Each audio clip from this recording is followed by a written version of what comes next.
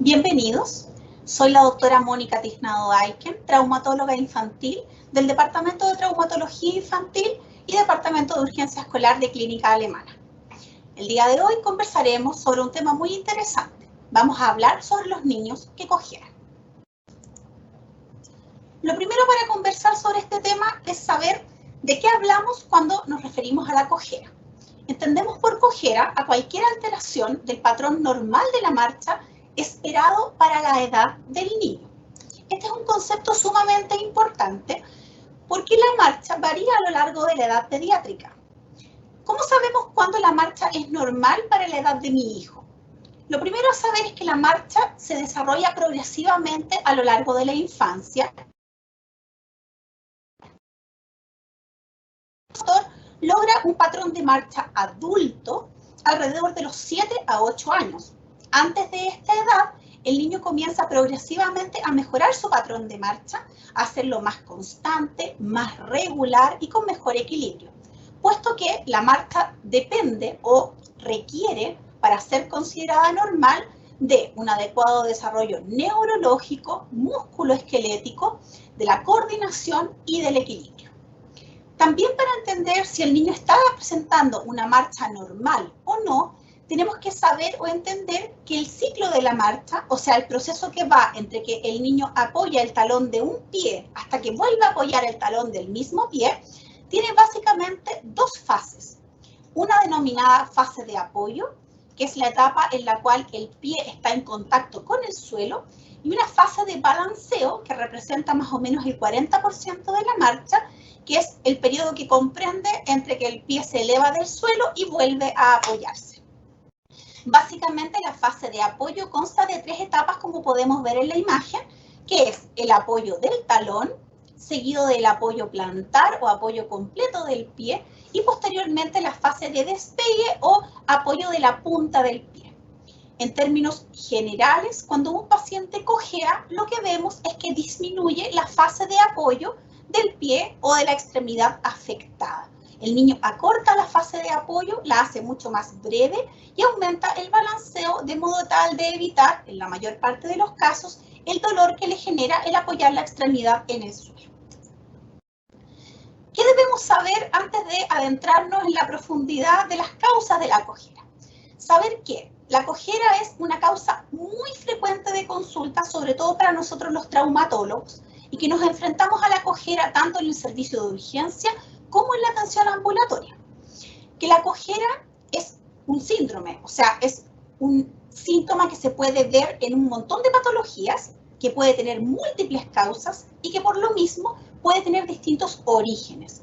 El pensamiento más popular es creer siempre que la cojera se debe a algún trastorno del pie, pero debemos recordar que la marcha es la resultante de la transmisión de nuestro peso corporal a las extremidades inferiores. Por lo tanto, podemos tener una afección que vaya desde la columna, pasando por la pelvis, la cadera, la rodilla, el tobillo y el pie, y todas ellas pueden dar como resultado la cojera.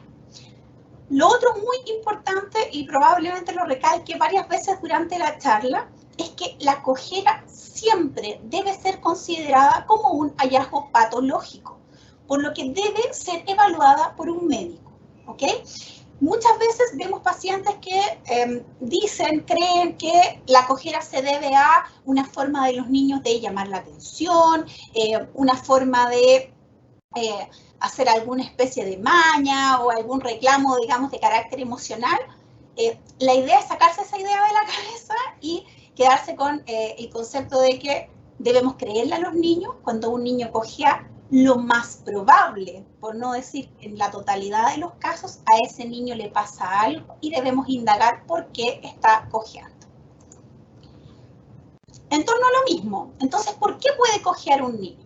La verdad es que es una pregunta con múltiples respuestas. Un niño puede cojear por múltiples causas. Por supuesto, para todos los que somos papás, lo que siempre nos va a importar es saber si aquello que hace cojear a mi hijo o hija es grave, representa una urgencia médica y yo no puedo postergar su atención. Obviamente vamos a conversar en la charla sobre esas causas. Pero debemos saber que la cojera también puede responder a otras causas. Por ejemplo, hay pacientes que presentan un patrón de marcha con cojera permanente debido a la presencia de algún tipo de enfermedad. Probablemente el ejemplo más cercano que todos hemos visto alguna vez es algún niño que tenga alguna parálisis cerebral en algún espectro de gravedad que por una debilidad muscular o neurológica no logra una marcha coordinada simétrica y el niño tiende a tener debilidad de un lado y camina con una cojera que es parte de su patrón normal o habitual de marcha. También tenemos niños que cojean por alteraciones estructurales de las extremidades inferiores. Por ejemplo, niños que tienen una discrepancia en la longitud de las piernas o de los muslos, niños que nacieron con algún defecto congénito y que obviamente tienen una asimetría tanto estructural como funcional de las extremidades y obviamente esos niños también van a cojear. Y también tenemos un grupo importante de causas de cojera que es importante identificar para nosotros como papás porque caen en un grupo de causas más banales o más sencillas de resolver y es probablemente lo que primero debiéramos indagar como papás cuando vemos que nuestro hijo cojea.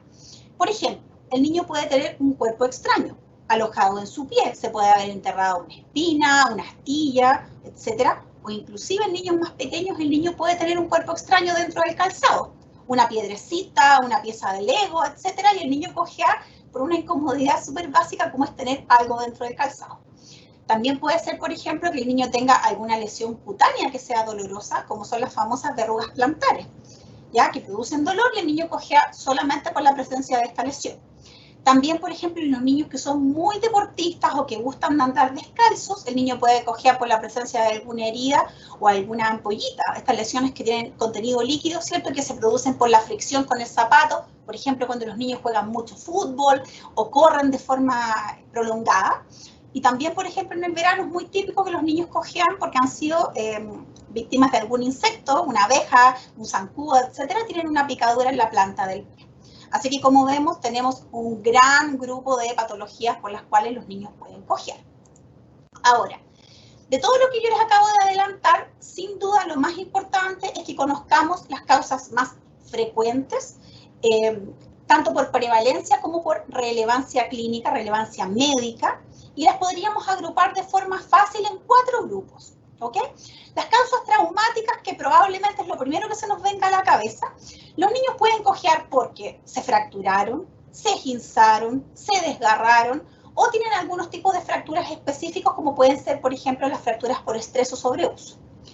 También los niños pueden cojear por causa infecciosa. Esta es una causa grave y muy importante de conocer. Los niños pueden cojear por infecciones de las articulaciones, de los huesos, de la columna o inclusive de la musculatura, ¿ok? También vamos a hablar de eso. Los niños también pueden cojear por causas inflamatorias. Probablemente la más popular de este grupo es la sinovitis transitoria, pero también pueden cojear por enfermedades inflamatorias del espectro inmune o reumatológico, como pueden ser la artritis idiopática juvenil o la artritis reumatoide, ¿ya? Y por último, y obviamente el tema más relevante para los que somos traumatólogos, son las causas ortopédicas. O sea, la cojera puede deberse a enfermedad y es un primer signo que nos va a orientar a un diagnóstico establecido. Dentro de estas, las más importantes son la enfermedad de Pertes, la epifisiolisis, el grupo de las osteocondrosis y también se incluyen en este grupo los tumores musculoesqueléticos. ¿Cómo vamos a evaluar a un niño que cojea? Siempre para todo médico lo más importante va a ser la historia clínica. Es el primer approach, la primera aproximación a nuestro paciente y aquí es muy importante la información que ustedes como padres puedan darnos a nosotros en la consulta médica. Lo primero es saber cuándo y cómo aparece la cojera, ¿ya? No siempre es tan claro, pero si el niño comenzó a cojear, tratar de ver si esa cojera aparece en actividad, en reposo, durante el día, durante la noche. Si es una cojera que viene evolucionando hace ya un tiempo, el niño comenzó a cojear y cada vez ha sido más notorio, o el niño estaba sano hasta el día de hoy y comienza bruscamente a cojear después de algún evento específico. Habitualmente ese evento específico es un traumatismo o la coexistencia de otra enfermedad. Por ejemplo, mi hijo está cursando un cuadro respiratorio, lleva 2 días resfriado y luego bruscamente comienza a cojear. Muy importante saber si existe asociación con dolor. Esta probablemente es la dupla más común ante la cual nos encontramos en la consulta Y en un 80% de los casos la cojera es dolorosa. O sea, la cojera se denomina como antálgica, como un signo de evitar el dolor a la marcha. Muy importante también para nosotros es saber si ha habido otros síntomas que acompañen la cojera, como pueden ser la fiebre, el enrojecimiento de algún segmento de la extremidad, acompañado de algún aumento de volumen, fundamentalmente articular, o si notamos que hay algún aumento de volumen sólido o alguna masita que se pueda palpar en alguna zona de la extremidad inferior. Y muy importante también, ya lo vamos a ver más en detalle, si existen o no antecedentes de cojera previa. Si el niño había sido evaluado en algún momento antes por alguna cojera y si esa cojera había sido establecida con algún diagnóstico de larga evolución o fue con alguna cosa de importancia clínica menor. En segundo lugar, una vez que tengamos hecha la evaluación clínica, vamos a ir a examinar al niño. El objetivo más importante del examen físico es localizar el origen de esta cojera. Algo que suena sumamente lógico, a veces no lo es tanto y no es tan fácil indagar o saber de dónde emana la causa de la cojera, ¿ya? Para eso es muy importante hacer un análisis de la marcha, poder mirar al niño caminar en la consulta. Muchas veces, sobre todo con los niños pequeños, para nosotros es de gran ayuda que los papás hayan grabado algún video en las casas para poder mirar caminar al niño de forma relajada, despreocupada y sin la mirada inquisidora del traumatólogo que está vigilando al niño, el cual se siente intimidado en la consulta. Y por supuesto, para poder localizar la cojera vamos a realizar un examen exhaustivo que va a buscar la movilidad y el dolor en todas las articulaciones del tren inferior, a nivel de los huesos y a nivel de la musculatura. Vamos a ver si logramos localizar de forma clara o muchas veces el dolor puede presentarse de forma más difusa, puede comprometer más de una articulación, lo que va dificultando un poquitito el diagnóstico. Entonces, sumando ambas cosas, historia y examen físico, vamos a solicitar, la gran mayoría de las veces, exámenes complementarios que nos ayuden a confirmar nuestra sospecha diagnóstica. ¿Qué exámenes son los que solicitamos con mayor frecuencia?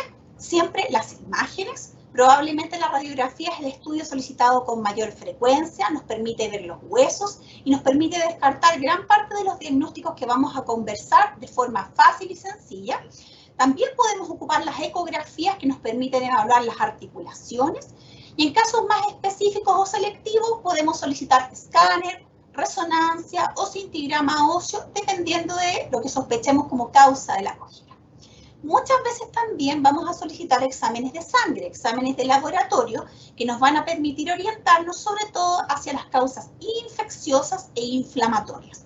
Lo más habitual es que solicitemos un hemograma, una proteína C reactiva, que es la PCR, una PCR diferente a la que está de moda hoy por hoy con el COVID, que nos permite ver si hay parámetros de infección o inflamación elevados en el niño. Y cuando ya la sospecha se orienta más a patologías de este espectro, ya sea reumático o inmunológico, se pedirán exámenes complementarios de esa esfera. También puede ser que se asocie con patologías endocrinológicas, así que también podemos pedir exámenes para esa esfera.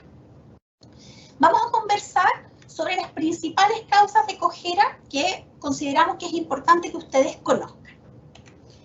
Una de las causas más importantes de cojera y que es transversal a todas las edades, puede verse desde recién nacidos hasta pacientes adultos, es la artritis séptica.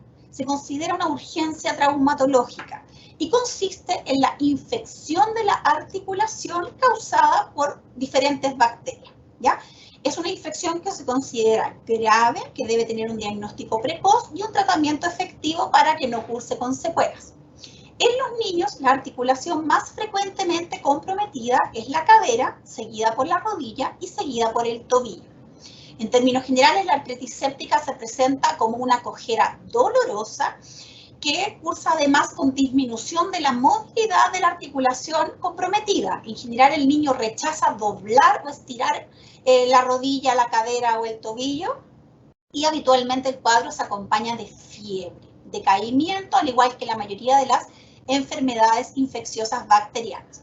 El diagnóstico se establece con el cuadro clínico que les acabo de definir, el estudio por imágenes, ¿ya? Donde nos puede ayudar en una primera instancia una ecografía que nos va a mostrar el pus dentro de la articulación y el laboratorio que nos va a mostrar que los parámetros de infección están alterados. El tratamiento en términos generales consiste en el drenaje quirúrgico, en la evacuación de este pus mediante cirugía, seguido de un curso de antibióticos endovenosos con el niño hospitalizado. La osteomielitis es la hermana de la artritis séptica y por lo mismo también es una urgencia traumatológica y consiste en la infección bacteriana que afecta al hueso. ¿Okay? Se puede presentar en niños fundamentalmente en dos formatos: la forma aguda, que habitualmente es la más grave y la que tiene los síntomas más evidentes, pero también en una forma subaguda, que es cuando las defensas del niño ayudan a combatir parcialmente la infección y por tanto los síntomas que les voy a describir se presentan de forma mucho más tenue. ¿Cómo se presenta la osteomielitis? Parecida a la artritis séptica, también cursa con una cojera dolorosa, la mayor parte de las veces con fiebre, y en la medida que va progresando la infección y que aumenta la colección de pus dentro del hueso, el niño va perdiendo la función, o sea, la capacidad de apoyar la extremidad en el suelo. ¿Okay? El diagnóstico se establece de forma muy similar a la artritis séptica, por examen físico, por estudio de imágenes. Aquí habitualmente la imagen que más vamos a utilizar es la resonancia magnética, por ser un examen de alta definición y que nos permite mirar al interior del hueso para poder ver si existe ya esta formación de pus, acompañado de la alteración de los exámenes de laboratorio.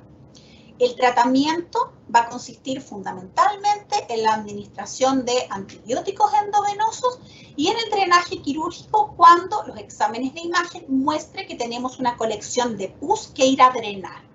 Si logramos hacer un diagnóstico precoz, podemos encontrarnos con una osteomielitis inicial, donde aún no hay una colección de pus, sino que la infección está comenzando y podemos manejarla solo con antibióticos sin necesidad de cirugía.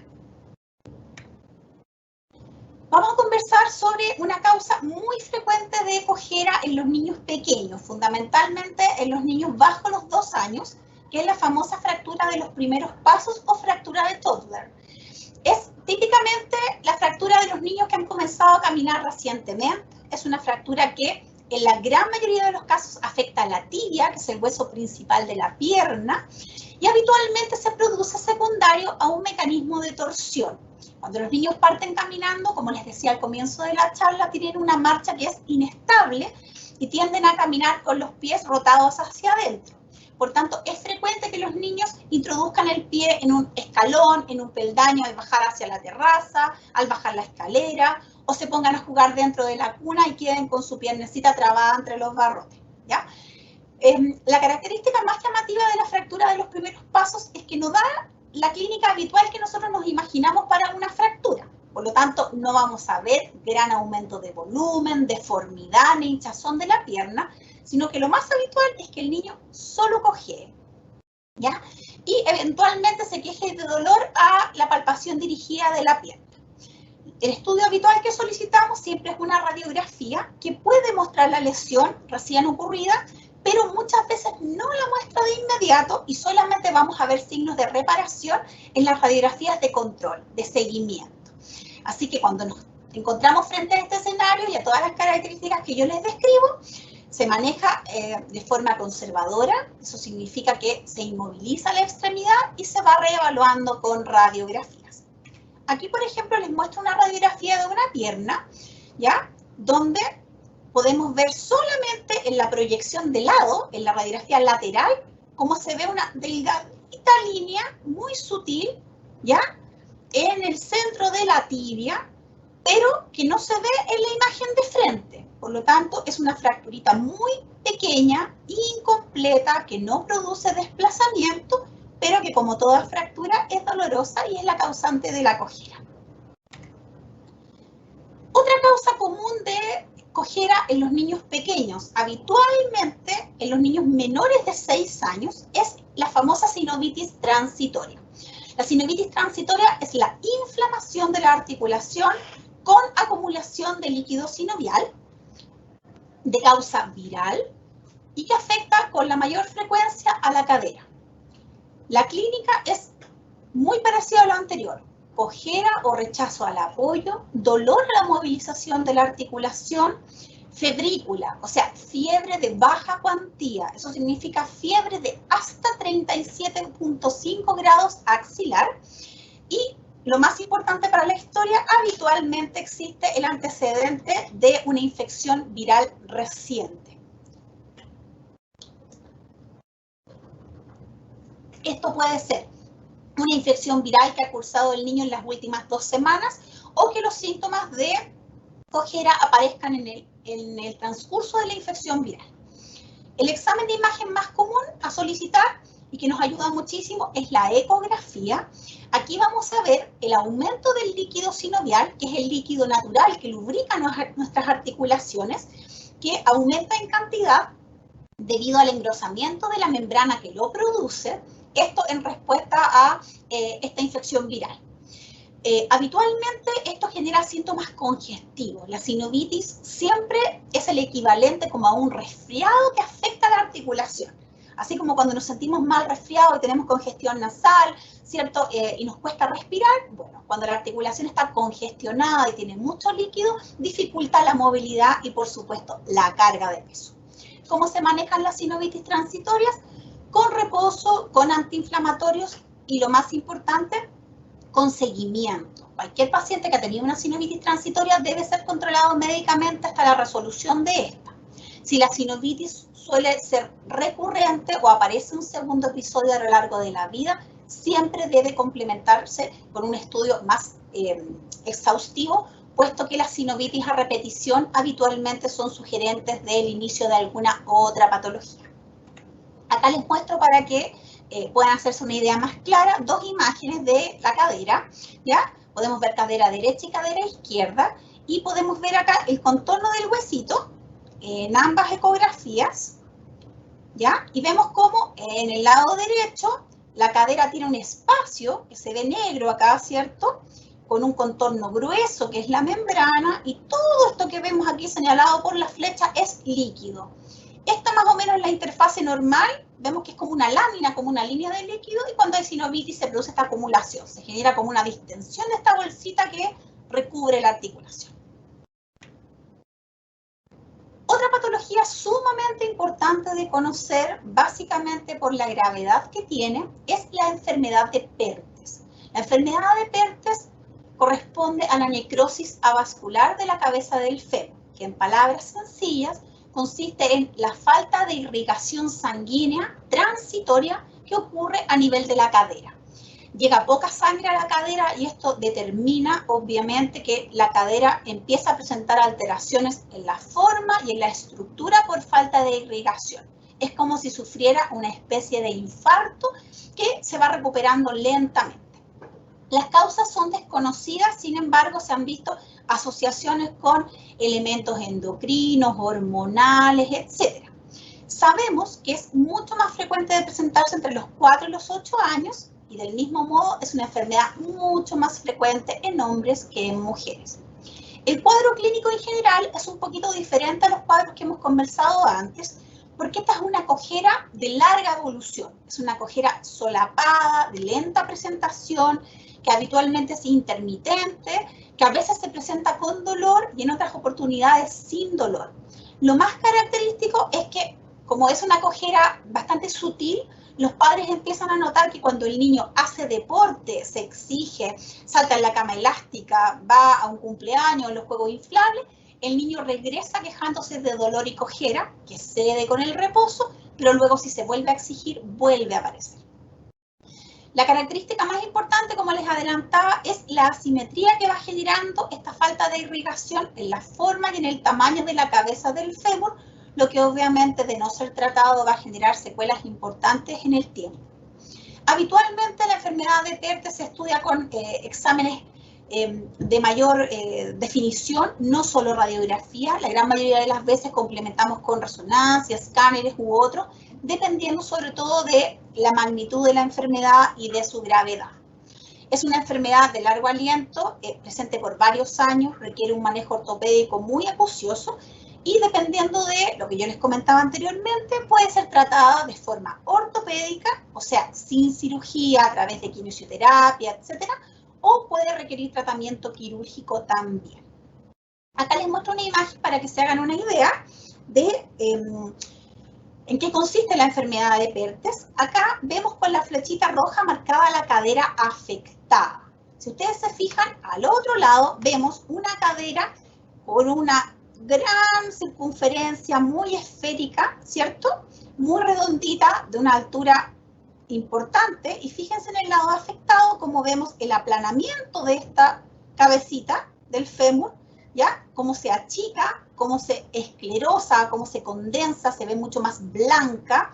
Vemos cómo hay cambios también en el huesito, en la zona que subyace a esta cabeza, y vemos cómo se ensancha este hueso perdiendo cobertura de la pelvis, ¿ya?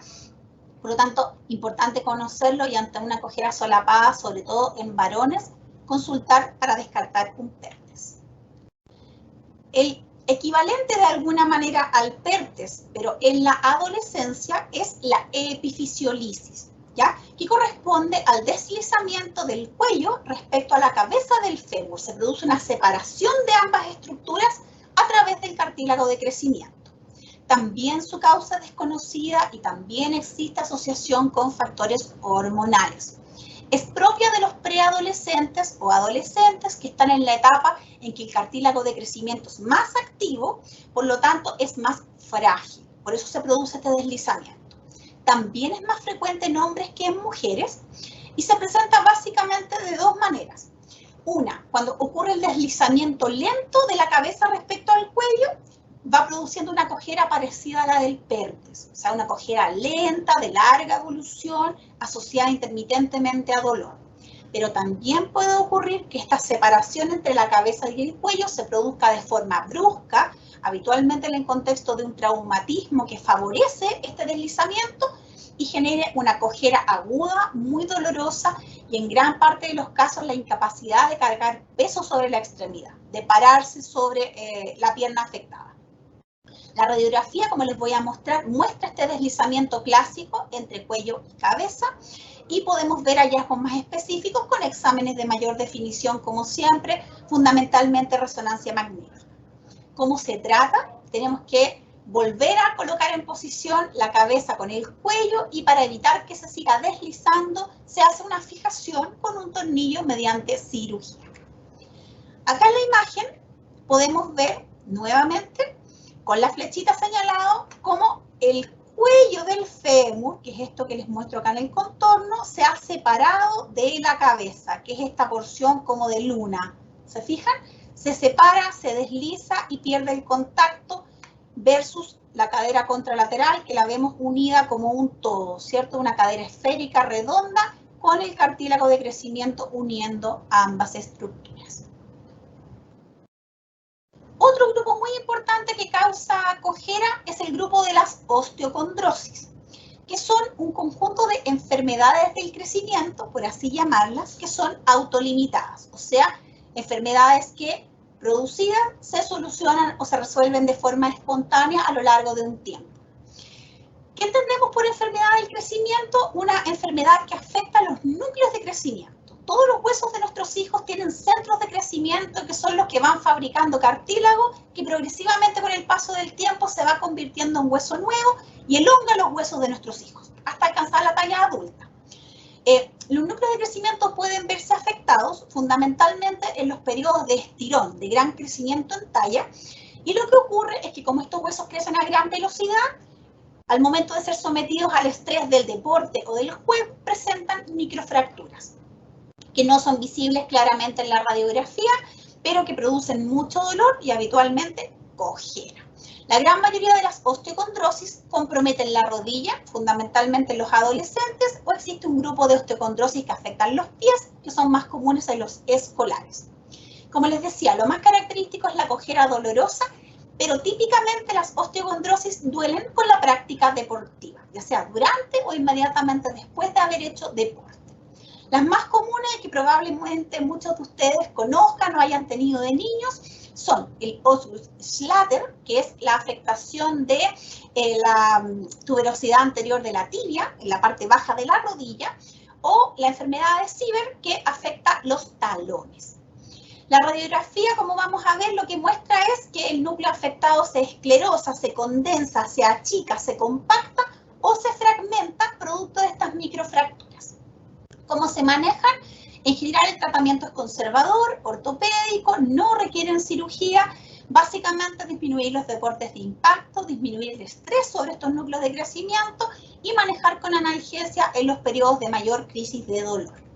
Acá vemos la típica imagen que probablemente todos han visto alguna vez algún familiar o algún sobrino que presenta este cototito, esta masita, ¿cierto?, en la cara anterior de la rodilla, muy dolorosa al momento de ser palpada y que afecta a este núcleo, al de la tuberosidad de la tibia, que como vemos en esta foto se fragmenta, se fractura sin desplazarse y genera el aumento de volumen y el dolor. Otro grupo de patología importante a considerar, sobre todo hoy en día que nuestros adolescentes están haciendo práctica deportiva cada vez más exigente o con mayor frecuencia, tanto por los colegios como por las actividades extraprogramáticas, son las fracturas por estrés. ¿Qué entendemos por fractura por estrés? A una fractura que no se produce secundaria a un traumatismo violento. La típica fractura que yo iba andando en bicicleta, me caí y me rompí un brazo. Sino que es una fractura que se produce por sobrecarga mecánica repetida. Ejemplo, troto todos los días 5 kilómetros, 5 kilómetros, 5 kilómetros y no estoy acostumbrado a hacerlo, o antes corría 2 kilómetros y subí bruscamente a 5, eso lleva a que mi hueso sea sobrecargado en una zona específica y eso va produciendo también una microfractura en la zona interna del hueso, ¿ya?, que va provocando habitualmente un dolor que también se presenta con el deporte o, más que dolor, cojera. El paciente comienza a alterar su patrón de marcha por el dolor. ¿Cómo se diagnostica? Habitualmente solicitamos radiografía, pero la radiografía muestra en general los signos tardíos, cuando esta fractura está reparando. Así que ante la sospecha, lo más probable es que solicitemos una resonancia para ver precozmente los cambios en la zona interna, en la médula del hueso. ¿Cómo se van a tratar las fracturas por estrés? Inmovilizándose, como cualquier fractura, pero fundamentalmente reduciendo el estrés sobre el hueso, o sea, suspendiendo los deportes de impacto y una vez que la fractura empieza a reparar, distanciando un poco más la práctica deportiva, distribuyendo de mejor forma la carga deportiva para evitar la sobrecarga mecánica. Aquí vemos, por ejemplo, en esta radiografía, una fractura por estrés que es típica de los runners, de los corredores, ¿ya?, donde vemos que se produce una fractura en el segundo metatarsiano. Aquí vemos el callito de reparación, y si ustedes miran con cuidado se van a dar cuenta que hay una línea muy tenue en el huesito que es como una fisura, una especie de trizadura interna en el hueso, ¿cierto?, que es bastante difícil de notar en la primera etapa, pero que conforme va avanzando la fractura vamos viendo los signos reparativos. Finalmente, comentar que los tumores óseos también pueden ser causantes de cojera. En términos globales, para que no se asusten, los tumores óseos son poco frecuentes en pediatría. Y cuando nos encontramos frente a un tumor óseo, lo más probable es que ese tumor sea benigno y no un tumor maligno. Sin embargo, existen también los cánceres de hueso y es importante saber cuáles son los signos que nos pueden orientar ante un tumor, ya sea benigno o maligno. Saber que los tumores en general se localizan en los huesos largos, eso significa los huesos de nuestras extremidades, tanto superiores como inferiores. Y en general los tumores se localizan en las zonas de mayor crecimiento o de más rápido crecimiento. La zona predilecta para todos los tumores es alrededor de la rodilla, ¿ya? ¿Cómo se manifiestan? Depende mucho del tipo de tumor, pero en términos generales, con dolor, un dolor que es continuo, que es persistente, que va en aumento, ¿ya? Puede palparse o notarse al examen físico que hay una masa en alguno de los segmentos del hueso o de la articulación y habitualmente, como es el tema de la charla, pueden provocar cojera. El estudio de imágenes ante la sospecha de un tumor habitualmente es completo y lleva a la realización de varios de los exámenes que hemos mencionado, radiografía, resonancia, cintigramas, escáner, etc. Y obviamente el tratamiento va a depender del tumor. Existen tumores bastante benignos, de poca consideración en términos clínicos, que probablemente van a cursar sin ninguna secuela, que van a tener un tratamiento bastante simple, hasta los cánceres óseos, que obviamente van a requerir un manejo multidisciplinario con el oncólogo, con el traumatólogo dedicado a oncología ortopédica, ¿ya? Y pueden pasar obviamente por tratamientos quirúrgicos, quimioterapia y otros. Esta imagen bien interesante, vemos básicamente acá 3 tipos de tumores. Un tumor benigno, muy inocente, pequeñito, como se puede ver aquí en la imagen, que es esta imagen, ¿cierto? Acompañado de toda esta reacción aquí alrededor del huesito. Este es un tumor benigno que se llama osteoma osteoide, que es súper benigno, en términos prácticos sencillo de tratar, pero sumamente doloroso y produce mucha cojera. Acá al centro vemos otra lesión que afecta a la tibia, se fijan, es como una lesión quística, ya, efectivamente corresponde a un quiste del huesito, y también produce cojera porque está justamente en la zona de carga de la rodilla. Y tenemos el tercer caso, que obviamente es una lesión mucho más fea, ustedes se dan cuenta que es una lesión que compromete el hueso tanto para adentro como para afuera, es una lesión de gran volumen, muy dolorosa, que dificulta la movilidad de la rodilla, y en este caso se trata de un cáncer óseo, de un osteosarcoma. A modo de resumen, porque hemos hablado de muchas cosas, principalmente tenemos que orientarnos para la cojera según rango de edad para pensar en las causas más probables, tanto como papás como médicos. ¿Qué sabemos? Que las infecciones son transversales, las podemos ver desde pequeños hasta adolescentes. Que en los niños más pequeños lo más probable o a descartar son las fracturas de los primeros pasos, la sinovitis transitoria, hacia la edad escolar, fundamentalmente descartar enfermedades de Pertes, comienzan a aparecer lentamente las osteocondrosis hacia la preadolescencia, y se van sumando hacia la adolescencia los tumores óseos, ¿ya? La epifisiolisis, las fracturas por estrés y las enfermedades reumatológicas que habitualmente son más propias de los adolescentes, de las cuales no conversamos en la charla de hoy, pero que habitualmente de forma bien característica van provocando dolor o cojera intermitente y migratoria, o sea, van cambiando de articulación porque a diferencia de todas las causas que hemos conversado, son enfermedades que tienden a ser poliarticulares, a comprometer varias articulaciones. Entonces, en resumen, cosas para recordar, importante ojalá que se quedaran con estos conceptos después de esta charla. La cojera siempre debe ser considerada como patológica, por tanto, siempre debe llamar nuestra atención, siempre debemos indagar. Las causas, como ya conversamos ampliamente, varían según la edad del niño y por lo mismo, de la misma forma, es como varían también los tratamientos o el enfoque terapéutico de las distintas cojeras. Importante, si su hijo cojea, usted lo revisa y no encuentra una causa aparente de las que hablábamos, causas banales, picadura de insecto, cuerpo extraño, herida, usted lo observa a su hijo en su casa, no ve que haya ningún aumento de volumen, no ve que haya enrojecimiento, ningún hallazgo que para usted resulte llamativo, siempre consultar con un traumatólogo infantil para una revisión acuciosa y para buscar la causa. La cojera siempre tiene una causa. ¿Y dónde consultar o cómo consultar?